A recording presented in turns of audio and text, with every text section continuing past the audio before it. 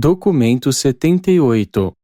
A raça violeta depois dos dias de Adão. O segundo Éden foi o berço da civilização durante quase 30.000 anos. Os povos adâmicos mantiveram-se na Mesopotâmia, enviando de lá os seus descendentes para os confins da terra e mais tarde, miscigenados já com as tribos noditas e sanjiques, ficaram conhecidos como anditas. Dessa região partiram os homens e mulheres que iniciaram os feitos dos tempos históricos e que tão enormemente aceleraram o progresso cultural em Urântia. Este documento descreve a história planetária da raça violeta, começando logo após a falta de Adão, por volta de 35.000 anos antes de Cristo, perdurando até a miscigenação dessa raça com as raças nodita e sanjique, por volta de 15.000 a.C., para formar os povos anditas, até que se desaparecessem finalmente das suas terras natais na Mesopotâmia por volta de 2.000 a.C. 1. A distribuição racial e cultural. Embora as mentes e a moral das raças estivessem em um nível bastante baixo na época da chegada de Adão, a sua evolução física teve continuidade, não tendo sido afetada pelas premências da rebelião de Caligástia. A contribuição de Adão para o status biológico das raças, não obstante um fracasso parcial do empreendimento, elevou enormemente os povos de Urântia. Adão e Eva também contribuíram muito com tudo que havia de valor para o progresso social, moral e intelectual da humanidade. A civilização foi imensamente estimulada pela presença da sua progenie. Contudo, há 35.000 anos, o mundo possuía pouquíssima cultura em geral. Alguns centros de civilização existiram aqui e ali, mas a maior parte de Urântia permanecia mergulhada na selvageria. A distribuição racial e cultural era a seguinte: 1. A raça violeta, os adamitas e os adansonitas. O centro principal da cultura adamita estava localizado no segundo jardim, no triângulo formado pelos rios Tigre e Eufrates, de fato o berço das civilizações ocidental e indiana. O centro secundário da raça violeta ao norte era a sede central dos adansonitas, situada a leste da margem sulina do Mar Cáspio, perto das montanhas de Copete. Desses dois centros, a cultura e o plasma de vida dessa raça expandiram-se para as terras vizinhas, o que estimulou imediatamente todas as raças. 2. Os pré-sumérios e outros noditas. Na Mesopotâmia estavam também presentes perto da embocadura dos rios os remanescentes da antiga cultura dos dias da Dalamátia. Com o passar dos milênios, esse grupo tornou-se plenamente miscigenado com os adamitas ao norte, mas nunca perdeu inteiramente as suas tradições noditas.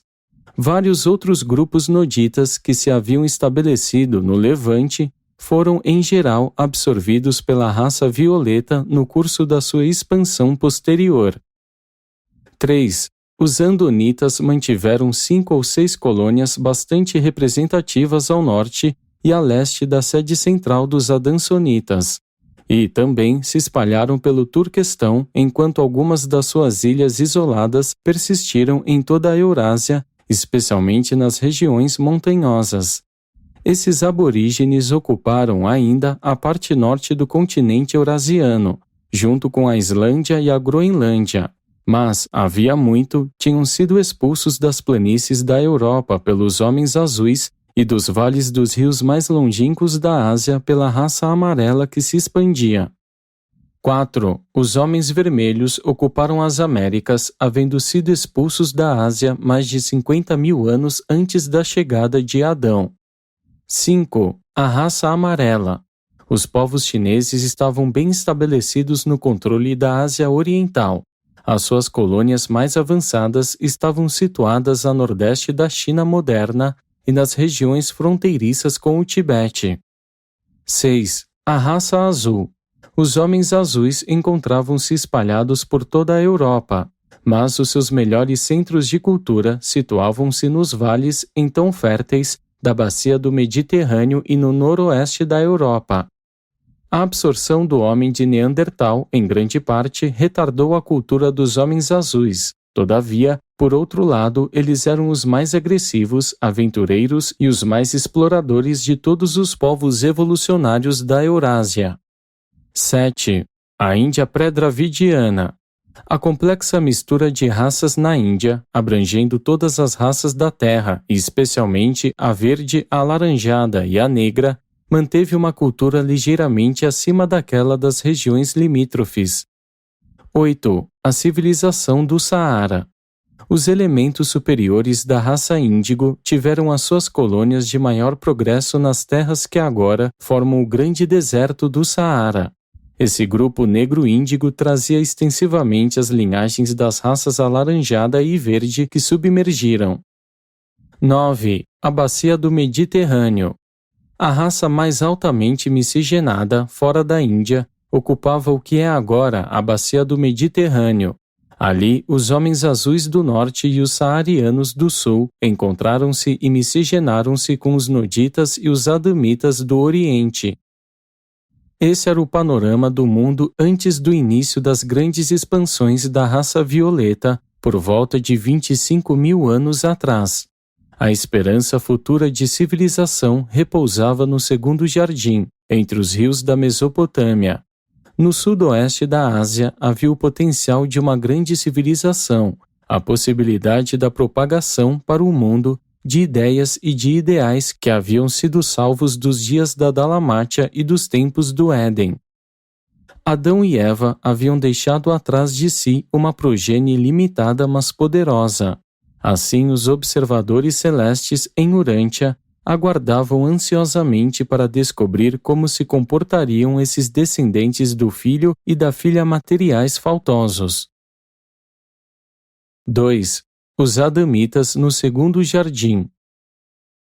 Durante milhares de anos, os filhos de Adão trabalharam ao longo dos rios da Mesopotâmia, resolvendo ali os problemas de irrigação e controle de inundações ao sul, aperfeiçoando as suas defesas ao norte e tentando preservar as suas tradições de glória do primeiro Éden. O heroísmo demonstrado na liderança do segundo jardim constitui um dos épicos mais extraordinários e inspiradores da história de Urântia. Essas almas esplêndidas nunca perderam completamente de vista o propósito da missão adâmica, e por isso rechaçaram com valentia as influências das tribos vizinhas inferiores e, ao mesmo tempo, enviaram voluntariamente, em um fluxo constante, os seus filhos e filhas mais dotados como emissários às raças da Terra. Algumas vezes essa expansão esgotava sua própria cultura, mas esses povos superiores sempre conseguiam reabilitar-se. O status da civilização, da sociedade e da cultura dos Adamitas estava muito acima do nível geral das raças evolucionárias de Urântia. Apenas entre as antigas colônias de Van e Amadon e entre os Adansonitas havia uma civilização equiparável, de algum modo. No entanto, a civilização do segundo Éden foi uma estrutura artificial, não havia passado pela evolução e, portanto, estava fadada a deteriorar-se até alcançar um nível natural de evolução. Adão deixou uma grande cultura intelectual e espiritual atrás de si, mas não era adiantada quanto aos instrumentos mecânicos, pois toda civilização é limitada pelos recursos naturais disponíveis, pela genialidade inata e por um lazer suficiente para assegurar que a inventividade dê frutos. A civilização da raça violeta teve como fundamento a presença de Adão e as tradições do primeiro Éden. Depois da morte de Adão e, à medida que essas tradições enfraqueceram com o passar dos milênios, o nível cultural dos Adamitas deteriorou-se sem cessar até atingir um estado de equilíbrio balanceado com o status dos povos vizinhos e com as capacidades naturais de evolução cultural da raça violeta. Contudo, os Adamitas constituíam uma nação verdadeira por volta de 19.000 anos antes de Cristo, contando com 4,5 milhões de integrantes, e eles já haviam espalhado milhões de descendentes seus pelos povos vizinhos. 3. As primeiras expansões dos Adamitas. Durante muitos milênios, a raça violeta conservou as tradições pacíficas do Éden, e isso explica a demora em efetivar conquistas territoriais. Quando sofreram a pressão do excesso de população, em vez de gerarem guerras para assegurar mais territórios, eles enviaram o excesso de habitantes como instrutores para as outras raças. Os efeitos culturais dessas primeiras migrações não perduraram, mas a absorção dos educadores, dos comerciantes e dos exploradores adamitas foi biologicamente revigorante para os povos vizinhos. Alguns dos adamitas logo viajaram para o oeste até o Vale do Nilo, outros penetraram a leste na Ásia, mas estes últimos foram uma minoria. O movimento maciço das épocas posteriores foi mais para o norte e dali para o oeste. No conjunto foi uma leva gradual, mas incessante. A maior parte indo para o norte e depois contornando o Mar Cáspio, indo para o oeste e penetrando na Europa. Há cerca de 25 mil anos, um grande número de adamitas mais puros achava-se adiantado na sua rota para o norte. E à medida que penetravam na direção norte, tornavam-se cada vez menos adâmicos, até que, na época em que ocuparam o Turquestão, já estavam completamente misturados a outras raças, particularmente a dos noditas. Pouquíssimos da linhagem pura dos povos violetas chegaram a penetrar as terras remotas da Europa ou da Ásia. Entre 30.000 e 10.000 a.C., as misturas raciais que marcaram época estavam acontecendo no sudoeste da Ásia. Os habitantes dos planaltos do Turquestão eram um povo viril e vigoroso. No noroeste da Índia persistia uma boa parte da cultura dos dias de Van. E ainda ao norte dessas colônias, o melhor dos andonitas primitivos havia sido conservado, e essas duas raças de cultura e caráter superiores foram absorvidas pelos adamitas que se deslocavam para o norte. Essa amalgamação levou à adoção de muitas ideias novas, facilitou o progresso da civilização e fez avançar em muito todas as manifestações da arte, da ciência e da cultura social. Quando terminou o período das primeiras migrações adâmicas, por volta de 15.000 a.C., já havia mais descendentes de Adão na Europa e na Ásia Central do que em qualquer outro local do mundo, ultrapassando mesmo os da Mesopotâmia. As raças azuis europeias haviam sofrido amplas impregnações. As terras agora denominadas Rússia e Turquestão foram ocupadas, em toda a sua extensão sul, por uma grande reserva de adamitas misturados aos noditas, andonitas e sanjiques vermelhos e amarelos. A Europa do Sul e a faixa mediterrânea foram ocupadas por uma raça mista de andonitas e de povos sanjiques, alaranjados, verdes e índigos, com um toque da linhagem adamita. A Ásia Menor e as terras da Europa Central do Leste foram ocupadas por tribos predominantemente andonitas. Nessa época, uma raça de cores combinadas bastante reforçada por elementos que vieram da Mesopotâmia estabeleceu-se no Egito e preparou-se para assumir a cultura em desaparecimento do Vale do Eufrates. Os povos negros mudaram-se mais para o sul da África e, do mesmo modo que a raça vermelha, ficaram virtualmente isolados. A civilização do Saara havia sido dissipada pela seca, e a da bacia do Mediterrâneo pelas enchentes. As raças azuis ainda não tinham tido êxito em desenvolver uma cultura avançada. Os andonitas ainda estavam dispersos nas regiões árticas e da Ásia Central. As raças verde e alaranjada haviam sido exterminadas enquanto tais. A raça índigo encontrava-se a caminho do sul da África para começar lá a sua lenta, longa e contínua deterioração racial. Os povos da Índia permaneceram estagnados em uma civilização que não progredia. Os homens amarelos estavam consolidando as suas posições na Ásia Central. O homem moreno ainda não havia iniciado a sua civilização nas ilhas próximas do Oceano Pacífico. Essas distribuições raciais, associadas a mudanças climáticas abrangentes, prepararam o mundo para a inauguração da era andita da civilização de Urântia. Essas migrações primitivas prolongaram-se por um período de 10.000 anos, desde 25.000 a 15.000 anos antes de Cristo. As migrações posteriores ou anditas aconteceram no período entre 15.000 e 6.000 a.C. Demorou tanto tempo para que as primeiras levas de adamitas atravessassem a Eurásia que a sua cultura, em muito, ficou perdida no trânsito. Só os anditas que vieram mais tarde se deslocaram com velocidade suficiente para levar a cultura edênica a grandes distâncias da Mesopotâmia.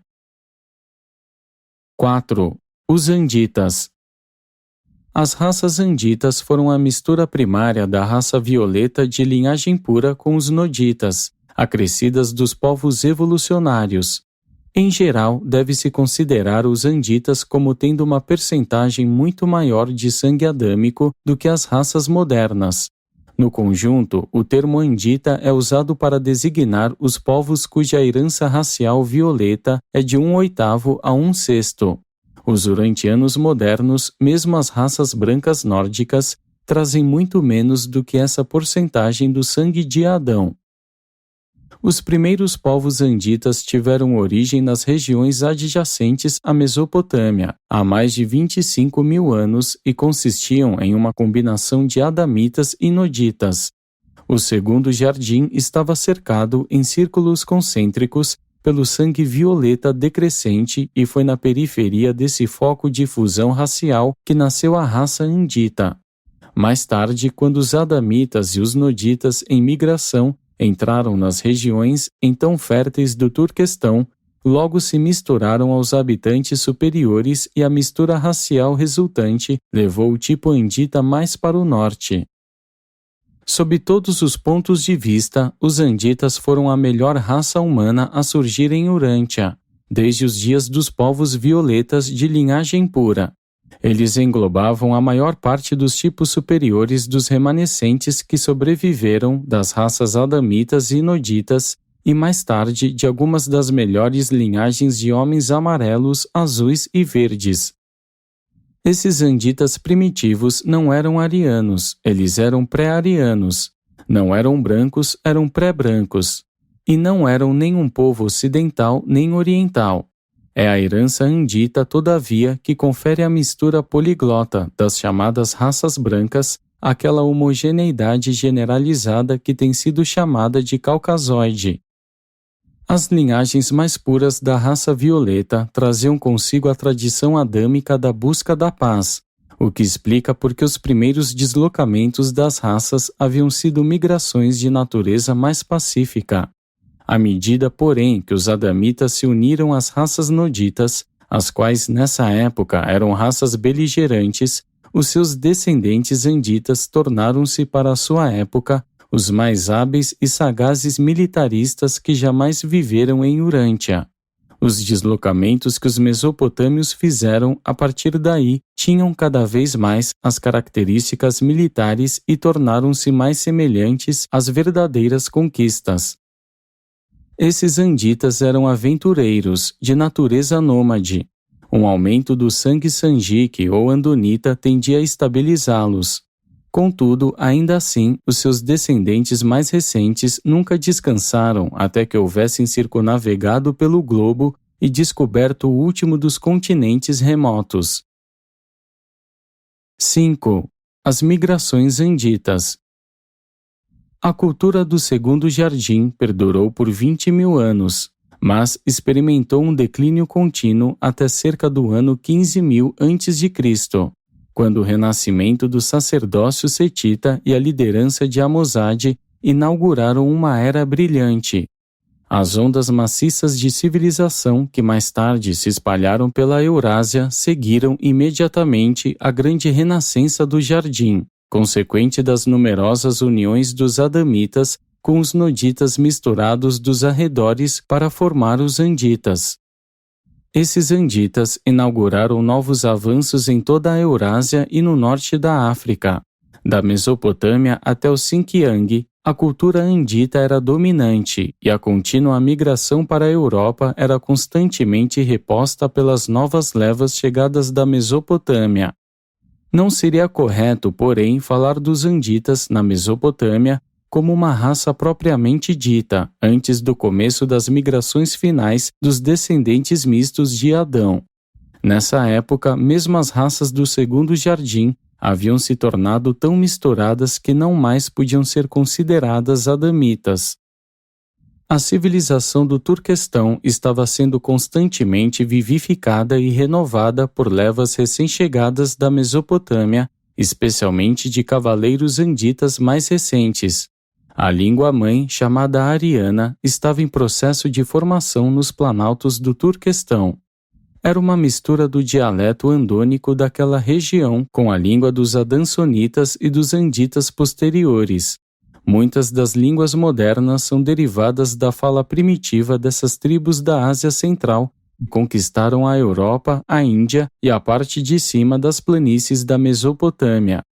Essa língua antiga emprestou aos idiomas ocidentais toda aquela similaridade que os faz serem chamados todos de arianos. Por volta de 12.000 a.C., 3/4 das raças anditas do mundo residiam no norte e no leste da Europa, e, quando aconteceu o êxodo posterior final da Mesopotâmia, 65% dessas últimas ondas de emigração entraram na Europa. Os anditas não apenas migraram para a Europa, como para o norte da China e da Índia, e muitos grupos penetraram nos confins da terra como missionários, educadores e comerciantes. Levaram uma contribuição considerável aos grupos de povos sanjiques no norte do Saara. Entretanto, apenas uns poucos educadores e comerciantes conseguiram penetrar na África, mais para o sul da cabeceira do Nilo. Mais tarde, indivíduos miscigenados anditas e egípcios seguiram, descendo para as costas leste e oeste da África até abaixo do Equador, mas não chegaram a Madagascar. Esses anditas foram os conquistadores da Índia, chamados dravidianos, e mais tarde arianos. E a sua presença na Ásia Central elevou grandemente os ancestrais dos turanianos.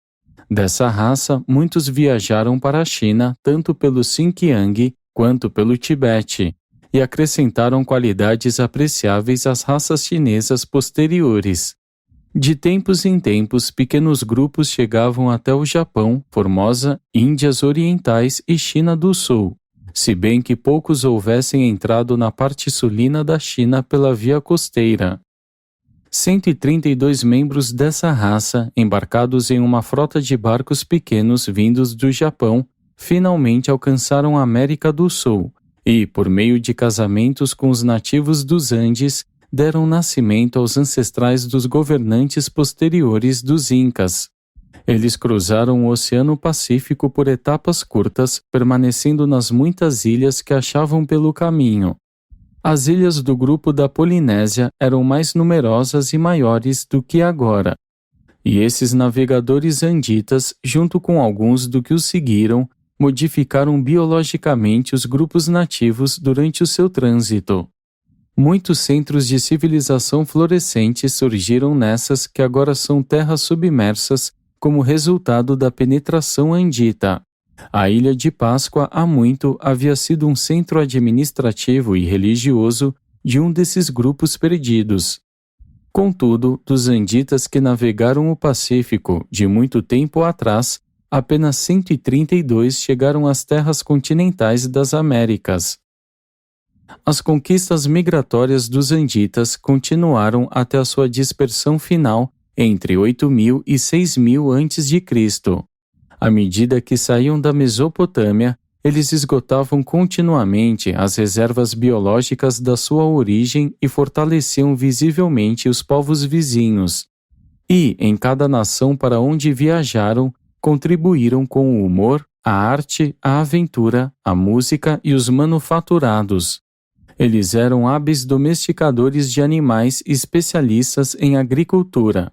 Ao menos naquela época, a presença deles em geral melhorava as crenças religiosas e as práticas morais das raças mais antigas. E assim, a cultura da Mesopotâmia espalhou-se calmamente pela Europa, Índia, China, norte da África e pelas ilhas do Pacífico. 6. As últimas dispersões anditas. As 3 últimas ondas de anditas deixaram a Mesopotâmia entre 8.000 e 6.000 a.C. Essas 3 grandes ondas de cultura saíram de um modo forçado da Mesopotâmia pela pressão das tribos das colinas no sentido leste e da hostilidade dos homens das planícies do oeste. Os habitantes do Vale do Eufrates e dos territórios adjacentes fizeram seu êxodo final em várias direções. 65% deles entraram na Europa pelo caminho do Mar Cáspio, para conquistar as raças brancas recém-surgidas em uma combinação dos homens azuis e dos anditas primitivos, e para amalgamar-se com elas. 10%, incluindo um grupo grande de sacerdotes setitas, mudaram-se para o leste, atravessando os planaltos elamitas, indo até o planalto iraniano e o Turquestão. Muitos dos seus descendentes mais tarde encaminharam-se para a Índia junto com os seus irmãos arianos das regiões mais setentrionais.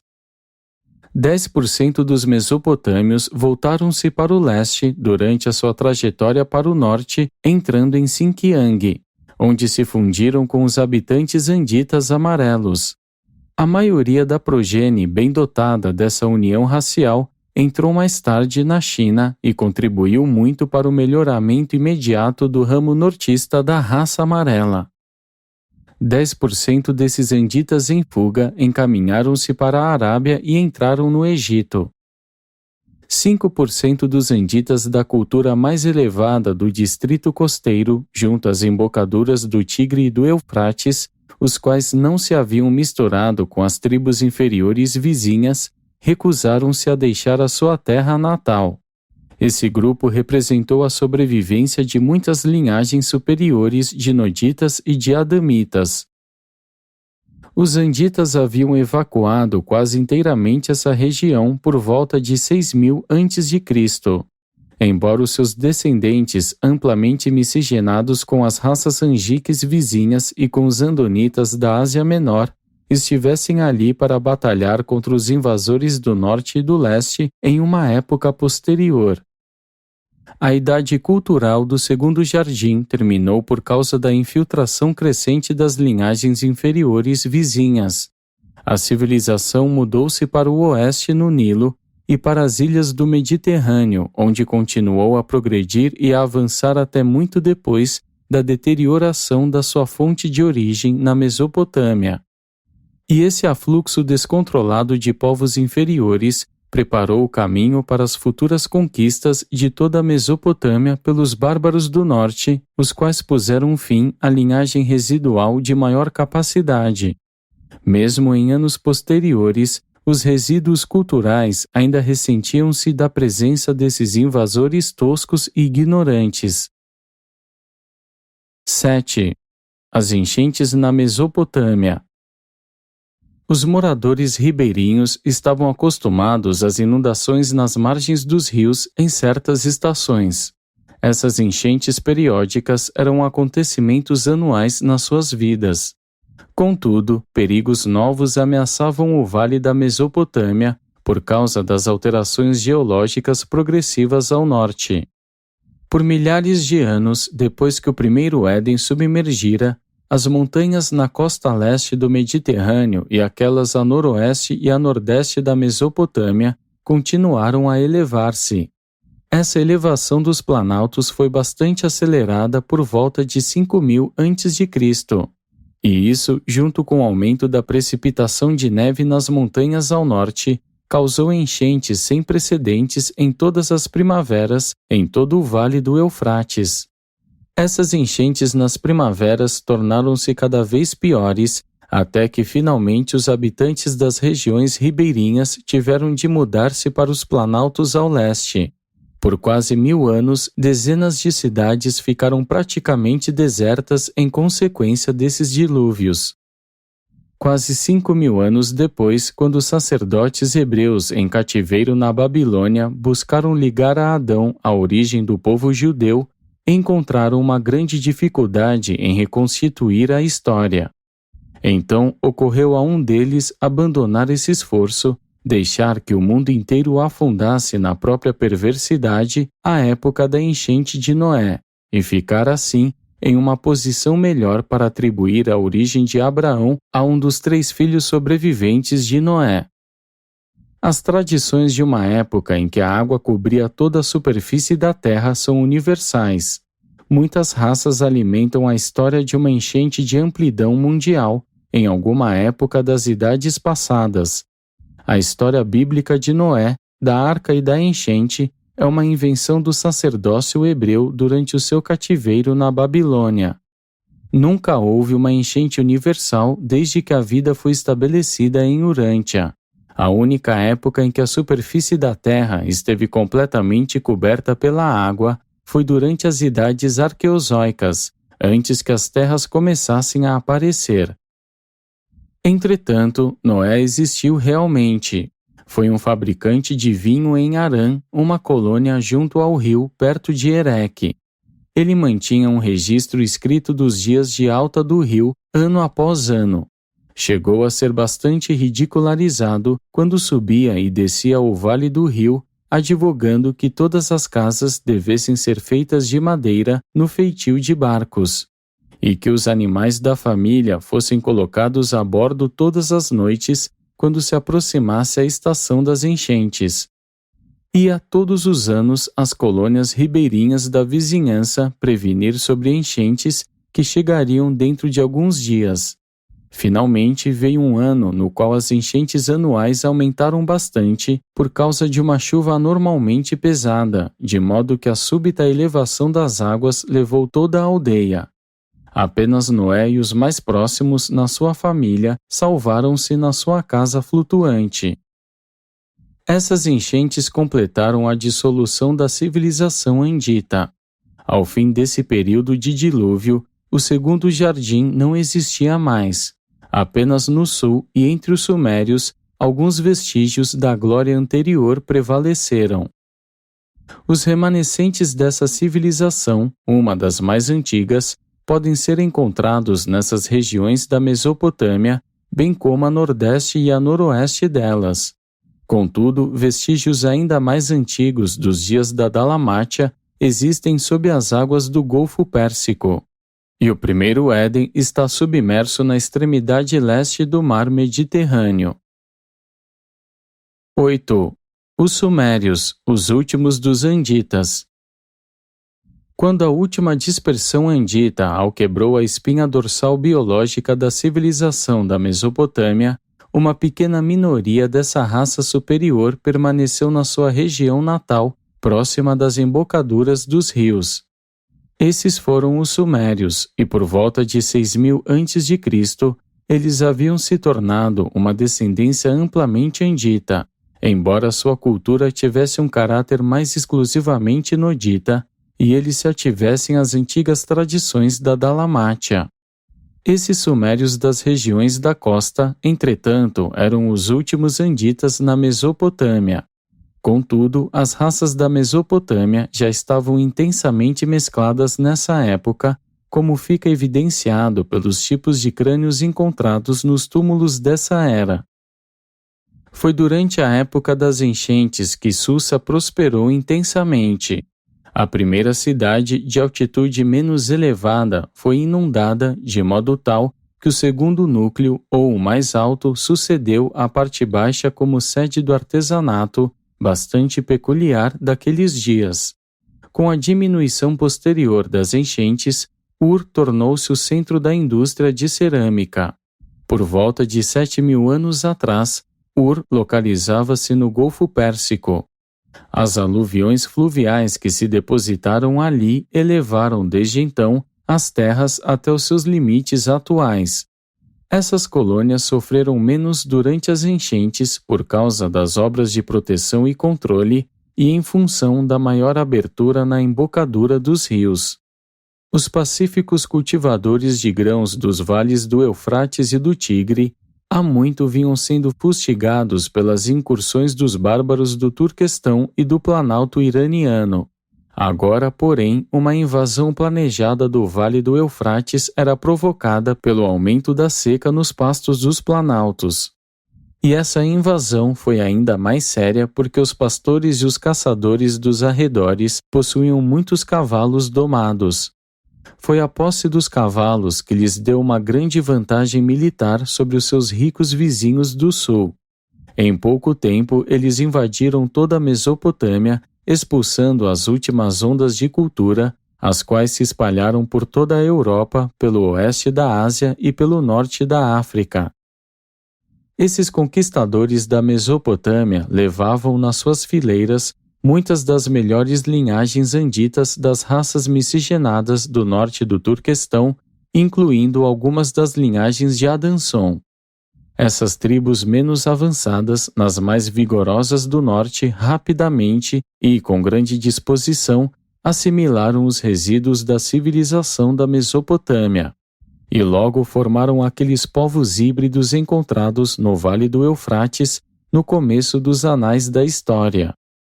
E logo reviveram muitas fases da civilização moribunda da Mesopotâmia, incorporando as artes das tribos do vale e grande parte da cultura dos sumérios. Intentaram até mesmo construir a terceira torre de Babel e, mais tarde, adotaram o termo como nome para a sua nação. Quando esses cavaleiros bárbaros do Nordeste invadiram todo o Vale do Eufrates, eles não conquistaram os remanescentes dos anditas que habitavam as cercanias da embocadura do rio no Golfo Pérsico. Por causa da sua inteligência superior, esses sumérios foram capazes de defender-se com armas melhores e com o seu amplo sistema de canais militares, o qual era um complemento do esquema de irrigação feito por meio de tanques de intercomunicação. E formavam um povo unido, porque possuíam uma religião grupal única. Assim, foram capazes de manter a sua integridade racial e nacional até muito tempo depois de os vizinhos do Noroeste haverem sido fragmentados em cidades-estados isoladas. Nenhum desses grupos de cidades foi capaz de superar os sumérios unificados.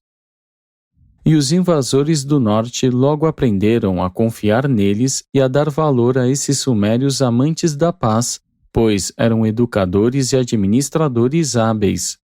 Eram muito respeitados e procurados como instrutores de arte e trabalhos industriais, como diretores comerciais e como governantes civis por todos os povos do norte do Egito a oeste e até a Índia a leste.